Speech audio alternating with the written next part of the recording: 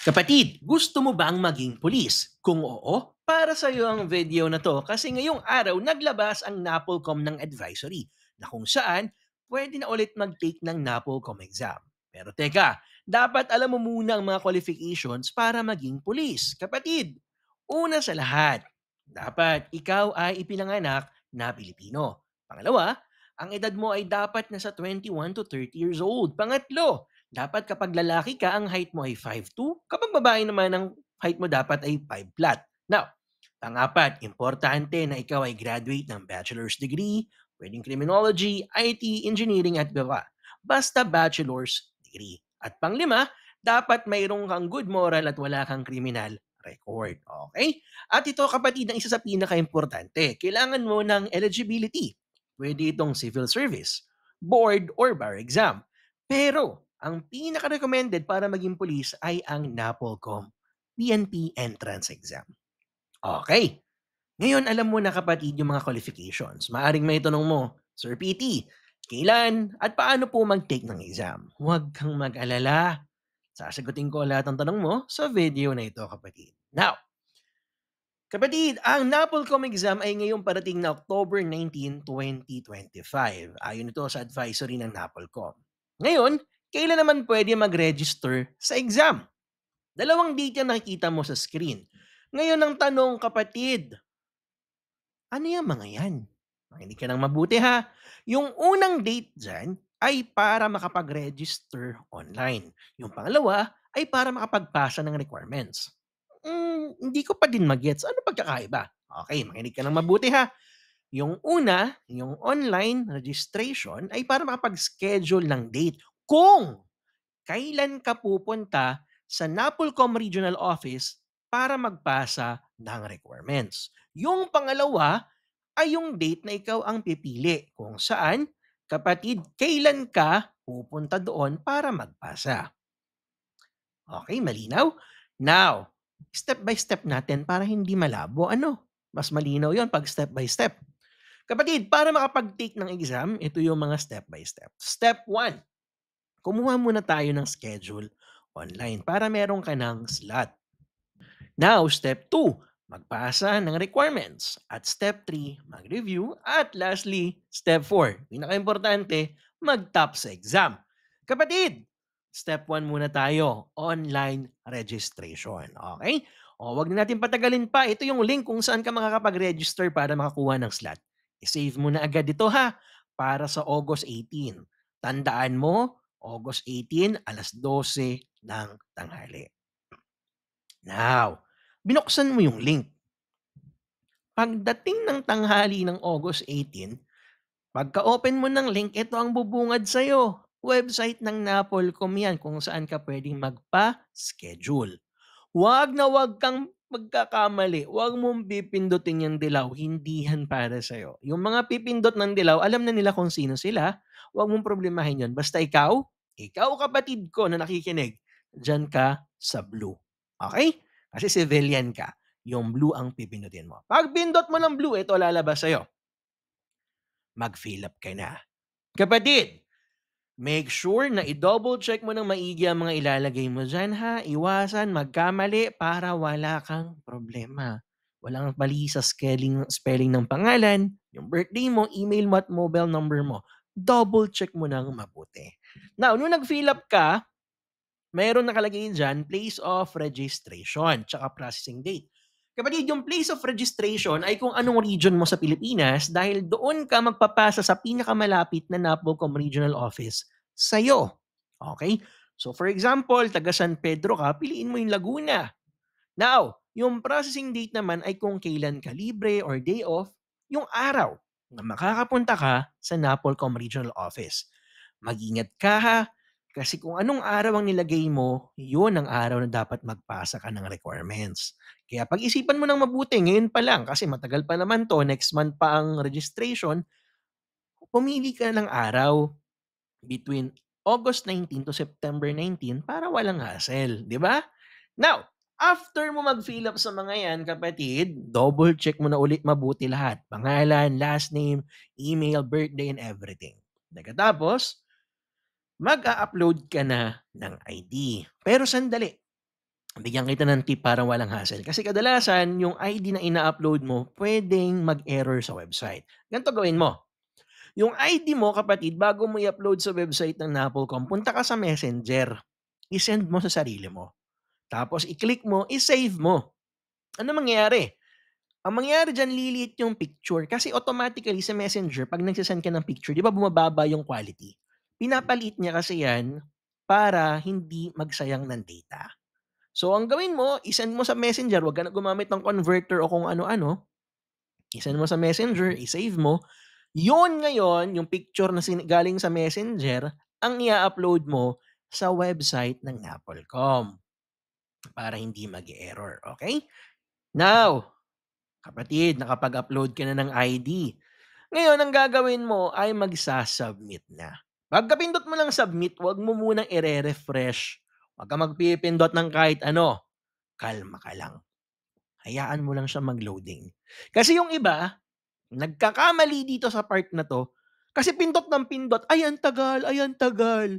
Nire-refresh nila. So anong nangyayari, nagsisimula sa umpisa, nag-e-error.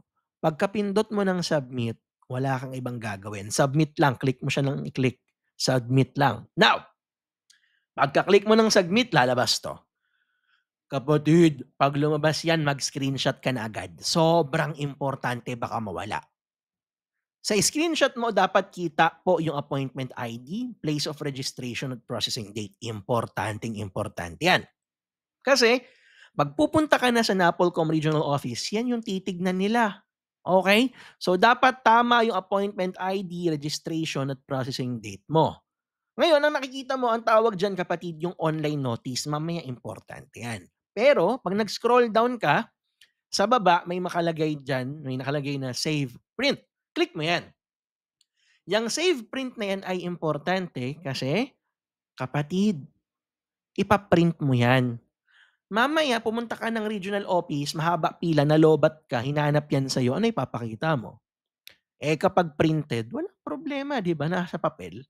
So, i-save print mo. "Sir, papaano? Na-screenshot ko lang pero hindi ko napindot yung save print." Okey lang 'yun, ipa-print mo yung screenshot mo at dapat nasa screenshot mo yung appointment ID, processing date at place of registration. Now, eto na tayo. Medyo hindi kasi perfect ang website ng Napolcom. Pag-usapan natin kapatid kung ano yung mga dapat mong gawin kapag lumabas sa'yo itong mga error na ito. Unang error, 504 gateway or timeout error. Kapatid, kapag lumabas yan sa'yo, yung gateway timeout or server error, anong gagawin mo? Lumalabas yan kasi sobrang daming gusto makapasok sa website. Usually, nangyayari yan sa unang araw ng registration. Now, isipin mo Jollibee yan. Sobrang haba ng pila. Yung mga unang nakapasok sa Jollibee, sila kumakain na, di ba? Pero ikaw kasi late na. So ngayon, nag-aantay ka na may matapos para ikaw naman yung nakakain. Parehas sa website. Nakita mo yan kasi puno yung website. So ngayon, ang gagawin mo, magre-refresh ka. I-refresh mo yung website hanggang makapasok. Meaning, may natapos na, kaya makakapasok ka na. So again, 'pag nakita mo 'to, ang solution mo lang, i-refresh mo lang.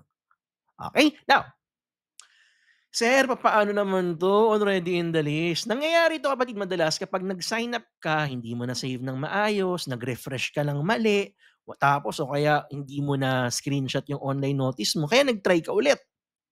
Okay, kalma ka muna. Maganda yang 'pag yang ganyang itsura ng website, yang ganyang pangitain. Bakit? Ibig kasing sabihin niyan, pasok ka na. Ang gagawin mo na lang ay i-contact si Napolcom sa FB page nila, sa email or tawagan mo para ma-confirm yung schedule mo. Papaano sir? Ito sample, oh. Ito yung ginawa ng isa nating kapatid kung saan 'di ba already in the list siya. Nag-chat siya doon sa regional office ng Napolcom malapit sa kanila. Kasi ang Napolcom may kanya-kanyang ano yan, Facebook page. May Napolcom Region 5, Napolcom Region 4A, and so on. I-chat mo yon. Tapos i-send mo sa kanila yan, hingi ka ng tulong, papa-confirm ka kamo.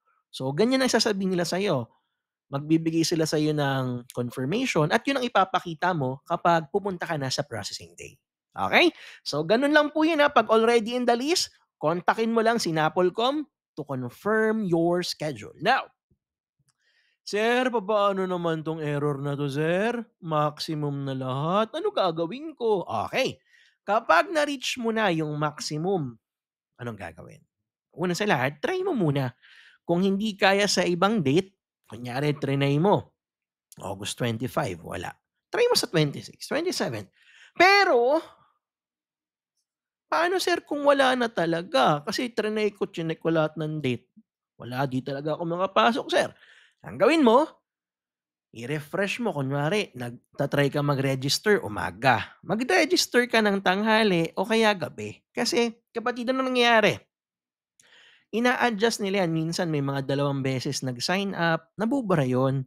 Tapos nagkakaroon uli ng bakante. Ang gagawin mo lang, i-refresh mo lang sa hapon, sa gabi, sa madaling araw, mag-sign up ka ulit hanggang may ma-open na slot.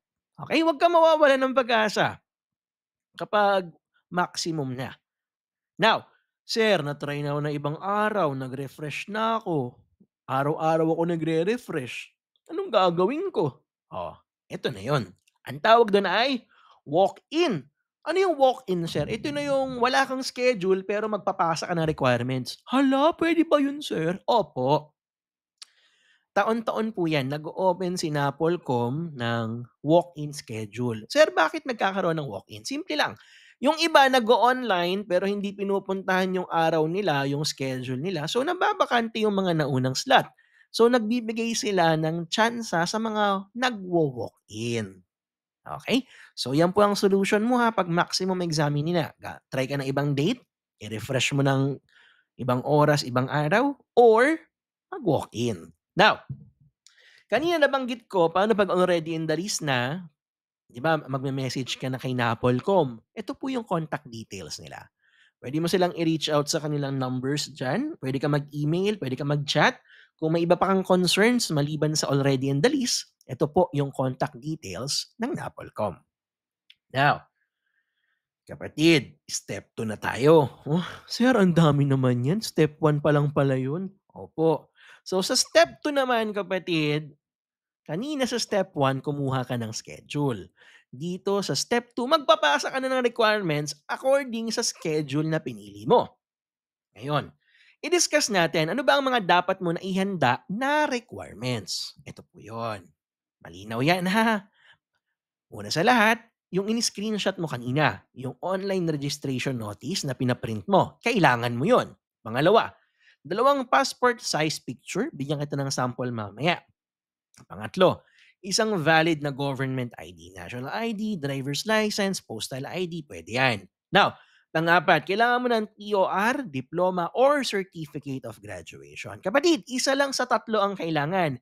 Hindi lahat yan. Ulitin ko, ha, isa lang sa tatlo. Hindi kailangan yung tatlo. Kasi dati, kapag nag-register ka, kailangan yung tatlo. Ngayon, naging medyo maluwag si Napolcom.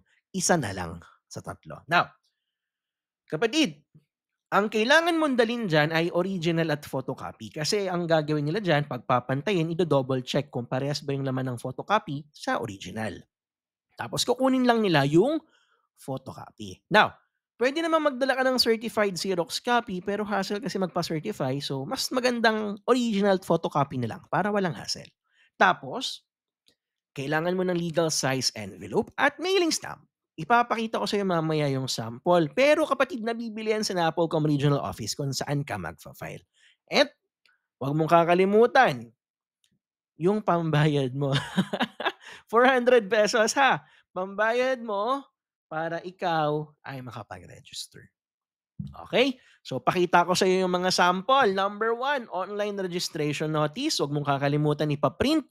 Nakalagay yung place of registration, processing date, at appointment ID. Malinaw yan, ha? Next, ito naman yung sample ng passport picture. Okay? Kailangan nakaputi ka, puti background. Alam na yan na magpapapicture sa'yo. Ipakita mo na lang tong sample ko, ha? Tapos dapat yung pangalan mo magkakasunod. First, middle, and last. Wag pong last name ang una. Malinaw ang sabi ng Napolcom, first, middle, and last. Okay, sundin lang natin yon. Tapos kailangan bang pirmahan, sir? No need. No need ng pirma, kapatid. Okay? Now, Legal size envelope, kapatid, nabibili ito sa mismong regional center kung saan ka magfa-file. So, magdala ka lang ng at least ₱40 'to nung hindi ako nagkakamali. Nung nakaraang take ko wala pang 50 yan. Magdala ka ng 50, sobra pa. So, siguro 'pag kasama yung registration fee pati 'tong legal size envelope at mailing stamp, 450 dadalhin mo. Now, kapatid, nakapagpasa ka ng requirements, pumila ka ng mahaba, ito ang makukuha mo. Ang tawag diyan ay notice of admission. Yan ang dadalhin mo sa araw ng exam. Itago at ingatan mo yan. Siguraduhin mo wag mo mapunit. Ingatan mong mabuti. Nakalagay diyan ang mga dapat mong dalhin, mga dapat mong gawin, at ano ang mga dapat mong aralin para maipasa ang exam. Nandiyan yun lahat, malinaw. Pero, sandali, kapatid, nakalagay sa notice of admission mo yung mga kailangan mong aralin. So pag-usapan natin yan. Sa pag-aaral, meron kang dalawang choice. Pwede ka mag-self-review or pwedeng meron kang mentor. Kapatid, sa self-review, kakailanganin mo maghanap ng mga libro, pwede kang magtanong online, sa Facebook, sa mga kakilala, or pwede kang mag-search sa YouTube. Now, to be honest, mahirap ito kasi karamihan sa mga nag-take ng exam, walang idea sa mga lumalabas na question. Ano nangyari? Unfortunately, bumabagsak. Sayang yung oras mo na ikaw ay nag-file, sayang yung 450, sayang yung pinaprint, sayang yung pinamasahe, ang daming nasayang. Kaya kailangan mong galingan kapag nag-self-review ka. Okay? Pero, introduce ko lang yung second option. Yung second option, kapatid, ay kailangan mong kumuha ng magaling na mentor. Yung mentor mo dapat ay subok na, marami nang napatunayan at siguradong alam yung lalabas sa exam. Kung saan kailangan, kapatid, kailangan kanyang mag-guide ng mabuti. Kasi sa self-review, para kang nilagay sa gubat at ikaw nang bahala kung paano mag-survive. Yung iba magaling na sa survival, yung karamihan hindi talaga. So, sabi nga nila, kung gusto mong gumaling sa isang bagay, kumuha ka ng mentor. Magpapakilala nga pala ako sa iyo, kapatid, ang haba na ng pag-uusap natin. Ako nga pala si Rolando Tubo Jr. Ako po ay top 1 ng NAPOLCOM Exam 2023, top 3 tayo noong 2022, top 1 din tayo sa Penology, top 5 sa CLE o Criminology Licensure Exam, top 6 din tayo sa Fire Officer Exam, at tayo rin ay may rating na 91.41 sa nakalipas na Civil Service Exam. Ang haba. Hinihingal ako doon, Diyos mio. Ngayon, kapatid, ini-invite kita na sumama sa aming NAPOLCOM review. Gagaid kita ng mabuti at ituturo ko sa iyo lahat ng mga sikreto kung bakit ako laging nagtatap sa mga exam. Now, hindi ka ba convinced? Kapatid, papakita ko lang sa iyo. Bilang patunay, ito nga pala yung aming stats kung saan itong nakaraang NAPOLCOM exam, 43,000 ang nag-take. Pero 8,000 lang ang nakapasa halos. Tapos, pag minainos mo, 35,000 ang bumagsak. Sakit, no? Ang dami-daming nag-take pero sobrang daming bumagsak. Pero kapatid, alam mo ba, sa 8,000 passers, 1,504 ang galing sa PT mentoring. Meaning, isa sa bawat 5 nakapasa ay nanggaling sa PT mentoring. Kapatid, ganyan tayo kalakas. Imagine, itong April lang yan, libo-libo pa ang passers natin maliban sa 1,504 na yan. Kapatid, iniimbitahan kita na sumama sa aming NAPOLCOM Premium Review. Now, sir, papaano po sumama sa review? Papaano mag-enroll? Ito po yung ating Facebook page at yung link sa ating account. Kapatid, pwede ka mag-message sa amin anytime para ma-entertain at maisama ka namin agad sa review. Okay? At syempre, huwag natin kalimutan may step 4. Di ba? So kanina, step 1, online registration. Step 2, magpapasa. Step 3, magre-review. At step 4, magtatap sa exam. Kapatid, hindi pwedeng passer lang. Sa PT Mentoring, ang goal namin dito, hindi lang high rating kung hindi pang top notcher na grades. Kapatid, ang PNP po ay may tinatawag na ranking na kung saan ginagamit nila ang iyong GWA o GWA at yung grade sa eligibility kung saan pinipili na nila yung mga makakapasok sa pulisya. Kapag mababa ang grade mo sa ranking, mahihirapan kang pumasok. So, lagi kong sinasabi, top the exam. Yon ang goal. Hindi na sapat ang pasangawa lang. At kapatid, akong bahala sa'yo. Ibibigay ko sa iyong lahat ang mga sikreto kung papaano ako naging multi-top notcher. Yun lamang mga kapatid. With all of that said, see you sa review. Magandang gabi, magandang hapon, magandang umaga. Love you mga kapatid. Mag-iingat kayo lagi. Bye-bye.